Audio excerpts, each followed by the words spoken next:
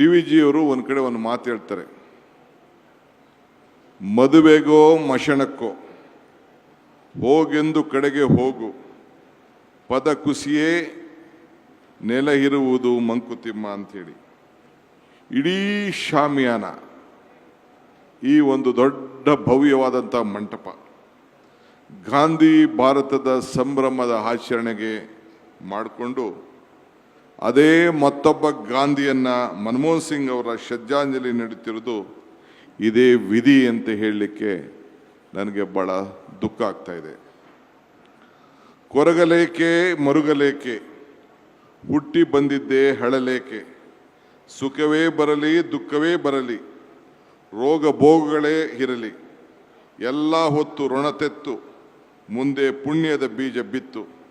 ಹಂಗೆ ಮನಮೋಹನ್ ಸಿಂಗ್ ರವರ ಅಗಲಿಕೆ ಕೋರುವ ಬದಲು ಅವರ ಆದರ್ಶ ಮಾರ್ಗವನ್ನು ಮುನ್ನೋಣ, ಅದೇ ಅವರಿಗೆ ಸಲ್ಲಿಸಿದಂಥ ಶ್ರದ್ಧಾಂಜಲಿ ಅಂತೇಳಿ ನಾನು ಅರ್ಪಿಸ್ಕೊಂಡಿದ್ದೇನೆ.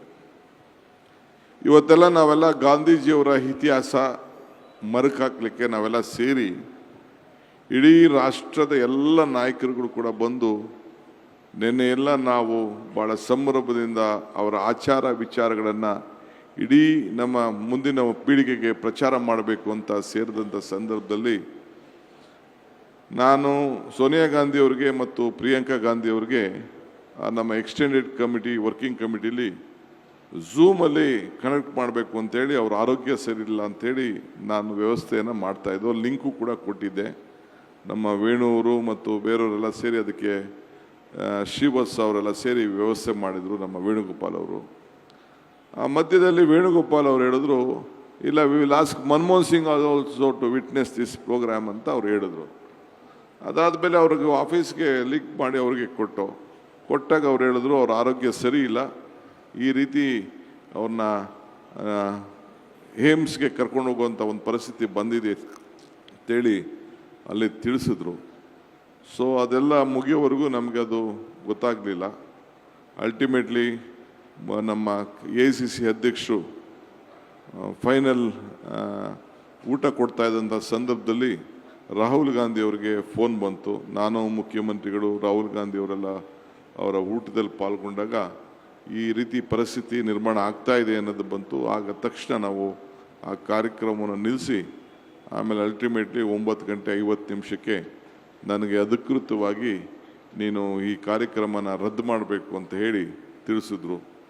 ಇವತ್ತು ನಾವೆಲ್ಲ ರದ್ದು ಮಾಡಿ ಅವ್ರಿಗೆ ಆತ್ಮಕ್ಕೆ ಶಾಂತಿ ಸಿಗಲಿ ಅಂಥೇಳಿ ಅವರ ಮೌನದ ಆಚರಣೆಗೆ ನಿಮ್ಮನ್ನೆಲ್ಲ ಹೊರಗಡೆಯಿಂದ ಬಂದಂಥ ರಾಯರೆಡ್ಡಿ ಪ್ಲೀಸ್, ಅವರೆಲ್ಲ ಆತ್ಮಕ್ಕೆ ಶಾಂತಿ ಸಿಗಲಿ ಅಂತೇಳಿ ನಿಮ್ಮನ್ನೆಲ್ಲ ಹೊರಗಡೆಯಿಂದ ಬಂದಂಥ ಎಲ್ಲ ನಾಯಕರುಗಳನ್ನ ನಾವು ಆಹ್ವಾನಿಸಿ ತಾವೆಲ್ಲ ಬೆಂಗಳೂರಿಗೆ ಓದಬೇಕಾದ್ರೂ ಕೂಡ ಹೊರಗಡೆ ಹೋಗ್ಬೇಕಾದ್ರೂ ಕೂಡ ತಾವೆಲ್ಲ ಬಂದು ನಮ್ಮ ಶ್ರೇಷ್ಠ ಪ್ರಧಾನಮಂತ್ರಿ ಆದಂಥ ಮನಮೋಹನ್ ಸಿಂಗ್ ಅವರ ಆತ್ಮಕ್ಕೆ ಶಾಂತಿ ಸಿಗಲಿ ಅಂತೇಳಿ ತಾವು ಬಂದಿರೋದು ನಿಜವಾಗ್ಲೂ ನಮಗೆಲ್ಲ ಒಂದು ದೊಡ್ಡ ಶಕ್ತಿ ಸಿಕ್ಕಿದೆ. ಮುಖ್ಯಮಂತ್ರಿಗಳು ಮತ್ತು ವೀರಪ್ಪ ಮೊಯ್ಲಿಯವರು ಮತ್ತು HK ಪಾಟೀಲ್ ಅವರು ಬಹಳ ವಿಚಾರವಂತವನ್ನು ಈ ದೇಶಕ್ಕೆ ಕೊಟ್ಟಂಥ ಮತ್ತು ಪ್ರಪಂಚಕ್ಕೆ ಕೊಟ್ಟಂಥ ಆರ್ಥಿಕ ಪರಿಸ್ಥಿತಿಯನ್ನು ನಮಗೆಲ್ಲ ತಿಳಿಸಿದ್ದಾರೆ. ಒಂದು ವಿಚಾರ, ಮನಮೋಹನ್ ಸಿಂಗ್ರವರು ಅವರ ಕಾಲದಲ್ಲಿ ಯಾವುದಾದ್ರು ಕಾರ್ಯಕ್ರಮವನ್ನು ಕೊಟ್ಟಿದ್ದರೆ ಶಾಸನಬದ್ಧವಾದಂಥ ಕಾರ್ಯಕ್ರಮವನ್ನು ಅವರು ಕೊಟ್ಟಿದ್ದಾರೆ. ಪುಟಾಣಿ ಮಕ್ಕಳ ವಿದ್ಯಾಭ್ಯಾಸ ಇದೆ ಹಿಡಿದು ಆರೋಗ್ಯಕ್ಕೆ ಒಂದು ಪೂರಕವಾಗಿ ಇವತ್ತು ಏನು ನಾವು ಆಶಾ ಕಾರ್ಯಕರ್ತರು ಅಂತ ನಾವು ಕರೀತಾ ಇದ್ದೇವೆ, ಆ ಕಾರ್ಯಕ್ರಮವನ್ನು ನಿರೂಪಿಸಿ ರೈತರ ಬದುಕಿಗೆ ಯಾರು ಜಮೀನನ್ನು ಕಳ್ಕೊಳ್ತಾ ಇದ್ದಾರೆ ಆ ಜಮೀನಿಗೆ ಬೆಂಗಳೂರು ಸಿಟಿಯಲ್ಲಿರೋರಿಗೆ ಡಬಲ್ ಕೊಡಬೇಕು, ಇಷ್ಟು ಕಿಲೋಮೀಟ್ರ್ ಆದವ್ರಿಗೆ 18 ಕಿಲೋಮೀಟ್ರ್ಕಿಂತ ದೂರ ಆದವ್ರಿಗೆ 3 ಪಟ್ಟು ಕೊಡಬೇಕು, ಹಳ್ಳಿಗೆ ಹೋಗಿದ್ರೆ 4 ಪಟ್ಟು ಕೊಡಬೇಕು ಅಂಥೇಳಿ ತೀರ್ಮಾನ ಮಾಡಿದಂಥ ಒಬ್ಬ ಹಿರಿಯ ಮುತ್ಸದ್ದಿ ಈ ದೇಶದ ಪ್ರಧಾನಮಂತ್ರಿ ಆಗಿದ್ದಂಥ ನಮ್ಮ ಮನಮೋಹನ್ ಸಿಂಗ್ರವರು ಅನ್ನೋದನ್ನು ನಾವು ಯಾರು ಕೂಡ ಮರೀಲಿಕ್ಕೆ ಸಾಧ್ಯ ಇಲ್ಲ. ಇವತ್ತು ನಮ್ಮ ರೈತರು ಫಾರೆಸ್ಟಲ್ಲಿ, ಈ ಫಾರೆಸ್ಟ್ ಅವ್ರ ಸವಾಸ ನಾವು ಯಾರು ಕೂಡ ರೈತರಲ್ಲಿ ಮೊದಲಿಂದ ಕೂಡ ವಂಶ ಪಾರಂಪರ್ಯವಾಗಿ ನಡ್ಕೊಂಡು ಬಂದದ್ದನ್ನು ಬೇಕಾದಷ್ಟು ಕಿರುಕುಳವನ್ನು ಕೊಟ್ಕೊಂಡು ಯಾವುದೋ ಒಂದು ಸುಪ್ರೀಂ ಕೋರ್ಟ್ ಜಡ್ಜ್ಮೆಂಟನ್ನು ಇಟ್ಕೊಂಡು ಎಲ್ಲ ಪರಿಶಾತಿ ಪರಿಶಿಷ್ಟ ಪಂಗಡ ಮತ್ತು ಬೇರೆ ಜನಾಂಗಕ್ಕೆ ತೊಂದರೆಯನ್ನು ಕೊಡ್ತಾಯಿದ್ರು. ಅದಕ್ಕೆ ಅವ್ರಿಗೆ ಫಾರೆಸ್ಟ್ ರೈಟ್ ಆ್ಯಕ್ಟನ್ನು ತಂದು ಇವತ್ತು 75 ವರ್ಷ ಪ್ಲಸ್ 25 ವರ್ಷ ಅಂತೇಳಿ ಮಾಡಿ ಅವರ ಬದುಕನ್ನು ರೂಪಿಸ್ಕೊಳ್ಳಿಕ್ಕೆ, ಇವತ್ತು ಸಂವಿಧಾನದ ಹಕ್ಕನ್ನು ಕೊಟ್ಟು ರೂಪಿಸ್ಕೊಳ್ಳಿಕ್ಕೆ ಒಂದು ದೊಡ್ಡ ನಮಗೊಂದು ಶಕ್ತಿಯನ್ನು ಕೊಟ್ಟರು. ಬೇರೆ ಸರ್ಕಾರಗಳು ಈ ಪ್ರೋತ್ಸಾಹ ಕೊಟ್ಟರು ಬಿಟ್ಟರು, ನಮ್ಮ ಸರ್ಕಾರ ನಾವು ಮುಂದುವರಿಸ್ತಾ ಇದ್ದೇವೆ. ಮುಂದೆ ಕೂಡ ನಾವು ಆ ಸಂದರ್ಭದಲ್ಲಿ ಮುಂದುವರಿಸುವಂಥ ಕೆಲಸವನ್ನು ಈ ಸಂದರ್ಭದಲ್ಲಿ ನಾವು ಮಾಡ್ತೇವೆ. ಹಂಗೆ ನರೇಗಾ ವಿಚಾರ ಒಂದು ಘಟನೆನ ನಾನು ಹೇಳಲೇಬೇಕಾಗಿದೆ. ನಾವು ಬಳ್ಳಾರಿಗೆ ಪಾದಯಾತ್ರೆ ಮಾಡ್ತಾಯಿದ್ದೋ. ಬಳ್ಳಾರಿಗೆ ಪಾದಯಾತ್ರೆ ಮಾಡಬೇಕಾದ್ರೆ ಮಧ್ಯದಲ್ಲಿ ಒಂದು ಹಳ್ಳಿಲಿ ಸ್ವಲ್ಪ ಪ್ಲೀಸ್,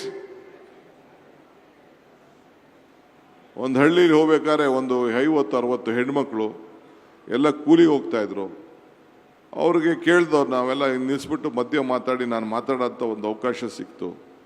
ಅವರೆಲ್ಲ ಬಂದು ಕೂಲಿಗೆ ಬಂದು ಅವತ್ತು ಮಾತಾಡಿದ ಅವರ ಅನುಭವವನ್ನು ಅವ್ರು ಹಂಚ್ಕೊಳ್ತಾಯಿದ್ರು.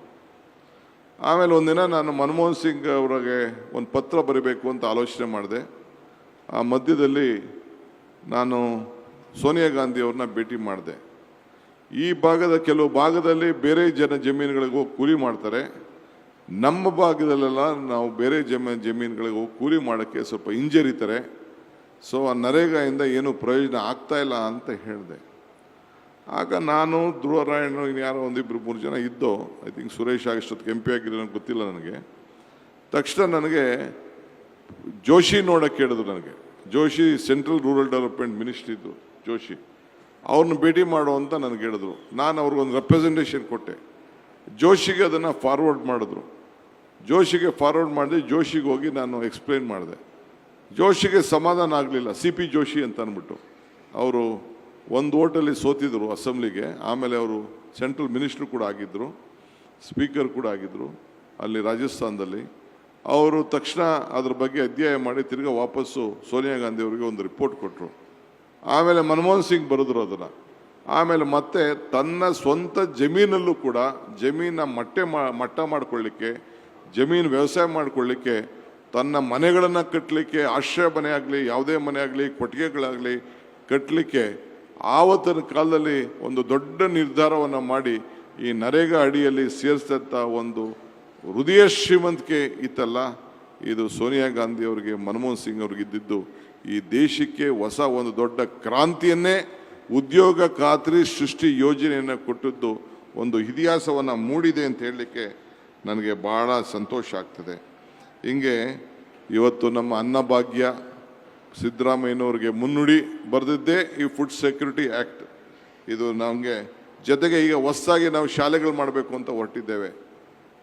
ಈ 2% CSR, ಆ CSRನ್ನು ಪ್ರಾರಂಭ ಮಾಡಿದ್ದು ಇವತ್ತು ಇಡೀ ನಮ್ಮ ದೇಶದ ಎಲ್ಲ ಸಂಸ್ಥೆಗಳು ಒಂದು ನಮ್ಮ ಕಾರ್ಪೊರೇಟ್ ಸೋಷಿಯಲ್ ರೆಸ್ಪಾನ್ಸಿಬಿಲಿಟಿಯಿಂದ ನಮ್ಮ ಗ್ರಾಮೀಣ ಪ್ರದೇಶ ಬೇರೆ ಸೋಷಿಯಲ್ ಆ್ಯಕ್ಟಿವಿಟೀಸ್ ಮಾಡಲಿ ಅಂಥೇಳಿ ಇವತ್ತು ತೆಗೆದುಕೊಂಡಂಥ ಒಂದು ತೀರ್ಮಾನ. ಇಂಥವೆಲ್ಲ ನೂರಾರು ಕಾರ್ಯಕ್ರಮಗಳನ್ನು ಇವತ್ತು ಕೊಟ್ಟಿದ್ದಾರೆ. ಗಂಟೆಗಟ್ಟಲೆ ಚರ್ಚೆ ಮಾಡಲಿಕ್ಕೆ ಅವಕಾಶ ಇದೆ. ಭಾಳ ಲೀಡರ್ಸ್ಗೆಲ್ಲ ನನಗೆ ಮಾತಾಡಿಸ್ಬೇಕು ಅಂತ ಆಸೆ. ನಾನು ನಮ್ಮ ಮಿನಿಸ್ಟ್ರು ಇಲ್ಲೇ ಇದ್ದಾರೆ, ನಮ್ಮ ಹೈಯರ್ ಎಜುಕೇಷನ್ ಮಿನಿಸ್ಟ್ರು, ಒಂದು ಸೂಚನೆ ಕೊಡಲಿಕ್ಕೆ ನಾನು ಬಯಸ್ತೇನೆ ಅವರಿಗೆ. ನಮ್ಮ ಬೆಂಗಳೂರು ಯೂನಿವರ್ಸಿಟಿಲಿ ಒಂದು ಮನಮೋಹನ್ ಸಿಂಗ್ ಅವರ ಆರ್ಥಿಕ ನೀತಿ ಬಗ್ಗೆ ಒಂದು ದೊಡ್ಡ ರಿಸರ್ಚ್ ಸೆಂಟರನ್ನು ತಾವು ಮಾಡಲಿಕ್ಕೆ ತಾವೆಲ್ಲ ಕಾರ್ಯಕ್ರಮವನ್ನು ರೂಪಿಸಬೇಕು ಅಂತೇಳಿ. ಏಕೆಂದರೆ ಅವರು ಒಂದಕ್ಕಲ್ಲ ಮಾಡಿದ್ದು, ಎರಡಕ್ಕಲ್ಲ. ಬೇರೆ ಸರ್ಕಾರದಲ್ಲಿ ನಾವು ತೀರ್ಮಾನ ಮಾಡ್ತೇವೆ, ಮುಂದಿನ ದಿನಗಳಲ್ಲಿ ನಮ್ಮ ಕ್ಯಾಬಿನೆಟ್ನಲ್ಲಿ ಚೀಫ್ ಮಿನಿಸ್ಟ್ರು ನಾವೆಲ್ಲ ಕೂತ್ಕೊಂಡು ಏನು ಬೇಕೋ ಅದಕ್ಕೆ ಚರ್ಚೆ ಮಾಡ್ತೇವೆ. ಬಟ್ ರೈಟ್ ಟೈಮ್ ನಾವು ಮುಂದಿನ ನಮ್ಮ ಮಕ್ಕಳಿಗೆ, ವಿದ್ಯಾರ್ಥಿಗಳಿಗೆ ಇದ್ರ ಬಗ್ಗೆನೇ ಒಂದು ದೊಡ್ಡ ಚರ್ಚೆ. ಏಕೆಂದರೆ ಪುಟಾಣಿ ಮಕ್ಕಳಿಂದ ಹಿಡಿದು ಹಾರಕ್ಕಿಂದ ಹಿಡಿದು ಫಾರೆಸ್ಟಿಂದ ಹಿಡಿದು ಸಾಲ ಮನ್ನಾಯಿಂದ ಹಿಡಿದು 70,000 ಕೋಟಿ ನ್ಯಾಷನಲೈಸ್ ಬ್ಯಾಂಕಲ್ಲಿ ಇಲ್ಲಿವರೆಗೂ ಬರೀ ದೊಡ್ಡ ದೊಡ್ಡ ಸಾಹುಕಾರಗಳಿಗೆ, ಇಂಡಸ್ಟ್ರಿಯಲಿಸ್ಟ್ ಮಾತ್ರ ಸಾಲ ಮನ್ನಾ ಆಯ್ತಿತ್ತೆ ಹೊರತು ನಮ್ಮ ರೈತರಿಗೆ ಸಾಲ ಮನ್ನಾ ಮಾಡೋಂಥ ಒಂದು ತೀರ್ಮಾನ ತೆಗೆದುಕೊಂಡಿದ್ದು ಮನಮೋಹನ್ ಸಿಂಗ್ ಅವರು. ಅಂದರೆ ಯಾವ ಸಮಾಜದಲ್ಲಿ ಎಲ್ಲ ವರ್ಗದ ಜನರಿಗೂ ಕೂಡ ಅವರು ರಕ್ಷಣೆಯನ್ನು ಮಾಡ್ತಾ ಇರೋದನ್ನ, ಅವರ ಬದುಕನ್ನು ಕಟ್ಕೊಳ್ಳಿಕ್ಕೆ ಕಾಯ್ದೆಗಳ ಮುಖಾಂತರ ಅವರ ಆಡಳಿತವನ್ನು ಕೊಟ್ಟದ್ದು ವಿಶ್ವದಿಂದ ಹಿಡಿದು ನಮ್ಮ ಹಳ್ಳಿ ಕೂಲಿ ಕಾರ್ಯದವರೆಗೂ ಕೂಡ ಇವತ್ತು ರಕ್ಷಣೆ ಮಾಡಿದಂಥ ಒಬ್ಬ ಧೀಮಂತ ನಾಯಕನನ್ನು ನಾವು ಕಳ್ಕೊಂಡಿದ್ದೇವೆ. 92 ವರ್ಷ ಅವರು ಸತ್ತಿರ್ಬೋದು, ಬಟ್ ಅವ್ರ ಕಾರ್ಯಕ್ರಮಗಳ ಇನ್ನೂ ಕೂಡ ಬದುಕಿದೆ. ಅದನ್ನು ಬದುಕಿಸಿ ಅವರ ಏನು ಮಾರ್ಗದರ್ಶನ ಕೊಟ್ಟಿದ್ದಾರೆ ಅದರಲ್ಲಿ ನಾವು ನೀವೆಲ್ಲ ಸೇರಿ ನಡೆಯೋಣ ಅನ್ನೋ ಮಾತನ್ನು ಈ ಸಂದರ್ಭದಲ್ಲಿ ಹೇಳಿ ಭಾಳ ಗೌರವದಿಂದ ಅವರ ಆತ್ಮಕ್ಕೆ ಶಾಂತಿ ಸಿಗಲಿ.